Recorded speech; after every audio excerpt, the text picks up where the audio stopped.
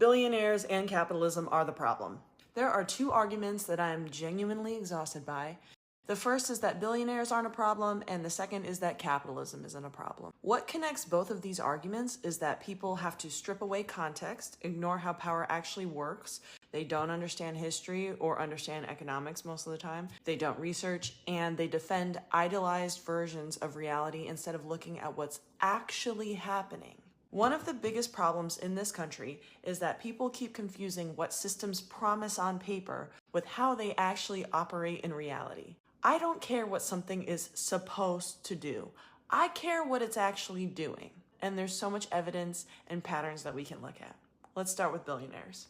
Every single time that someone criticizes billionaires, a lot of people like to sit and rush in with the same predictable defenses. Not all billionaires are bad. Some are religious, so they're good people. Some donate to charity. They create jobs. They do a lot of good. Whether or not a billionaire is personally nice or not is one of the least interesting aspects of this conversation.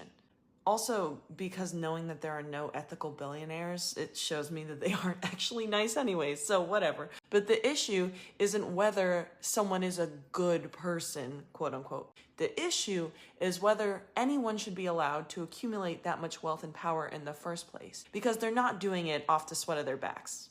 We know that. At a certain point, we're no longer talking about somebody who simply has a lot of money and is the only one working hard for it. We are talking about people who can influence elections or rig them with their satellites. They can shape public policy. They can fund think tanks, lobby governments, buy media companies, influence public discourse through misinformation campaigns, which is rampant in social media. And they operate with a level of power that most citizens will never come close to having or understanding.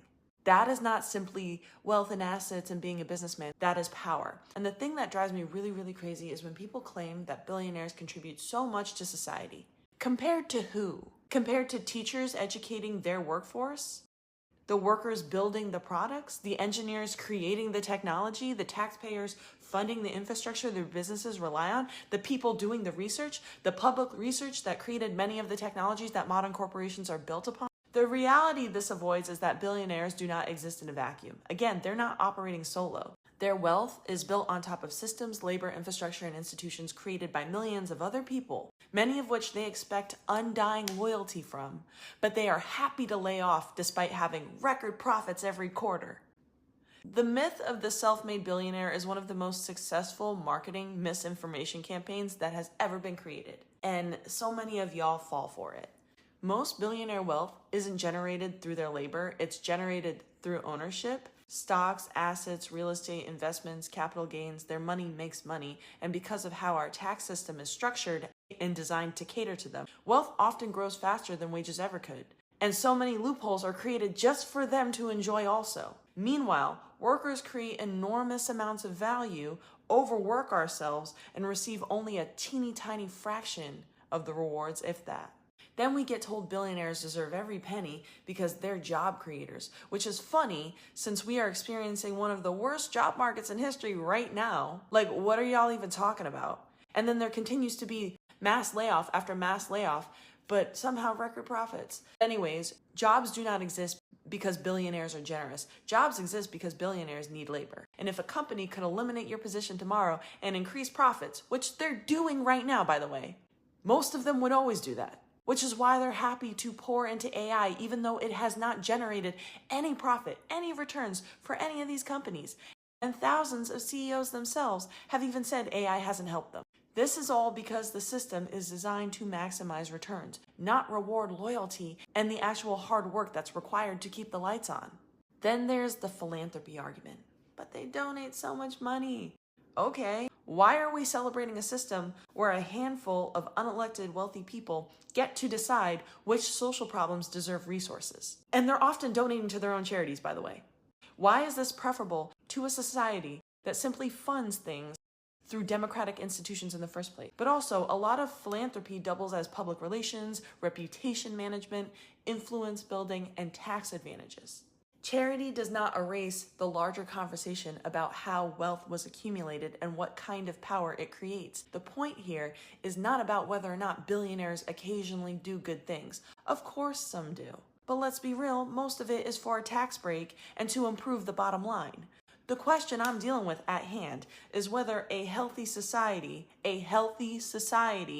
should allow a small number of people to accumulate more wealth than entire cities, while millions continue to struggle to afford healthcare, housing, childcare, and basic necessities. People who love capitalism and billionaires will happily sell your ass simply for a tax break and an improved bottom line, and then laugh at you for thinking that you could ever be them. They have convinced millions of ordinary people to identify with billionaires instead of identifying with their own economic interests. And please, dear God, let us not fall for the Nepo baby Becca Bloom normalizing obscene wealth nonsense going on here. People defend fortunes they'll never have, power that they'll never possess, and systems that often work against them, and will happily vote against their best interests because their favorite billionaire's nuts taste so good in their mouth. It's not at all because they've analyzed evidence or history or any context. It's because they have bought into the mythology and they fell for the illusion, and they will die on the hill instead of be wrong.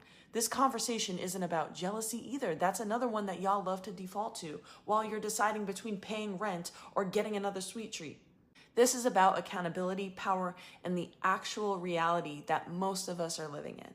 It's about recognizing that a society becomes less democratic when wealth becomes this concentrated, and it will always, always be what leads to the downfall of a country, of a nation, of an empire. The proof is in the history books, but y'all want to stay dumb and do what they want, so you never see the patterns. The issue is whether billionaires should exist at all. Now, the next part will deal with capitalism. Stay tuned. Billionaires and capitalism are, in fact, the problem. This is part 2 of a series on 2 arguments that I'm absolutely exhausted by, and I hope you are too. The first was that billionaires aren't the problem, and the second is that capitalism isn't the problem. Both of these are just wrong and exhausting. Just like the billionaire conversation, the capitalism conversation falls apart because a lot of people keep talking about theory while ignoring reality. One of the biggest problems in this country is that people keep confusing what systems promise on paper with how they actually operate in reality. I don't care what something is supposed to do. I care what it's actually doing. On paper, capitalism sounds okay, with its free markets, competition, innovation, meritocracy, etc., etc. The best ideas win. The hardest workers succeed. Consumers get better products. We could all be millionaires and billionaires. Now let's talk about the world that we actually live in. When people tell me that capitalism isn't the problem, they're usually describing a textbook fantasy that doesn't actually apply to our situation. I'm describing reality. In reality, entire industries are controlled by a handful of corporations. In reality, housing costs have exploded, and many empty units stay empty to drive a housing shortage to gouge us on rent. Healthcare costs have exploded. Education costs have exploded. Daycare and childcare costs exploded. Meanwhile, millions of people are working harder than ever and still falling behind. In reality, corporations spend billions lobbying politicians to shape policies in their favor. In reality, companies receive subsidies, tax breaks, bailouts, and government assistance while claiming the market is operating freely. In reality, profits are privatized and losses are often socialized. That is what we're experiencing. And somehow we're supposed to pretend that these outcomes have nothing to do with the incentives built into the system, based on capitalism. Here's what I think a lot of people don't actually understand, mostly because they haven't actually bothered to really be educated on any of this, and they've taken one course in their entire life and they think everything is supply and demand. That is not everything economics, okay? So capitalism is not a moral system. It doesn't reward what's best for society. It rewards what is profitable. And sometimes they overlap, and a lot of times they don't. The incentive isn't affordable housing. The incentive is profit. The incentive isn't accessible healthcare. The incentive is profit. The incentive isn't paying workers as much as possible to reward their hard work. The incentive is maximizing returns for the company and shareholders. That's why companies constantly look for cheaper labor. That's why products get cheaper while prices go up. That's why AI is getting all this investment and it doesn't produce anything. That's why corporations fight regulations. That's why industries consolidate. That's why doors fly off of airplanes mid-flight. That's why monopolies emerge.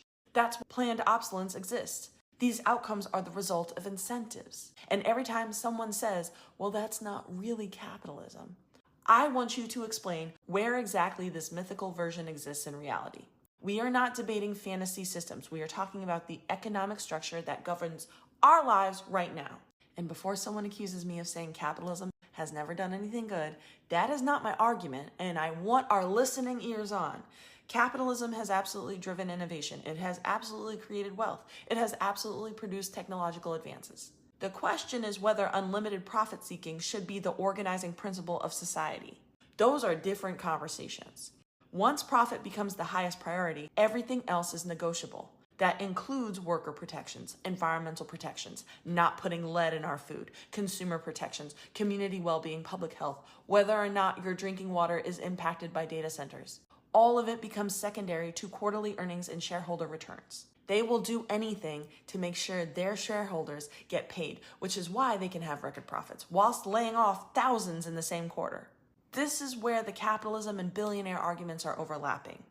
A lot of people keep defending systems based on what they're supposed to do instead of actually evaluating them based on what they're actually producing. They point to theory while ignoring outcomes. They point to promises while ignoring incentives. They point to exceptions while ignoring patterns. And then they tell you and tell everyone else that it's not that deep. It is that deep. You are not deep. You don't know enough. The consequences affect where people live, what healthcare they have access to, whether they can afford groceries, whether they can retire, whether they can raise children, and whether they can survive an unexpected emergency. Those are real-world outcomes.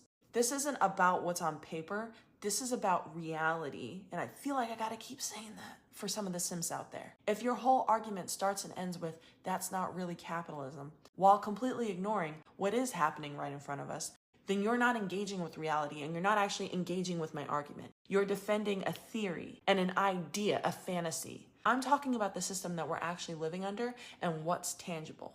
So we are not the same. If you cannot talk about what I'm discussing, please move along. And I also want to add that this argument that I'm seeing about data centers from the people building them, that there's no incentive for business owners to build data centers and to build infrastructure and to do things if they don't get tax breaks.